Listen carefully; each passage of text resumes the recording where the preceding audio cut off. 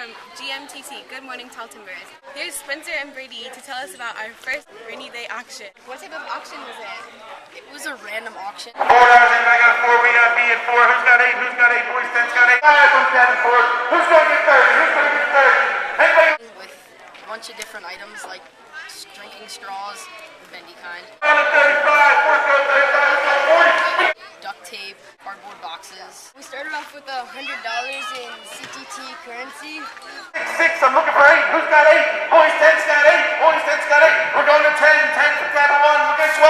12 tab 4. 8's got 14. G's going to 16. Boys, 10's going to 7. 45. 45. More towards straight.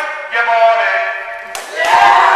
They didn't tell us until after we got all the objects, but we had to build the highest tower out of all the objects that we got.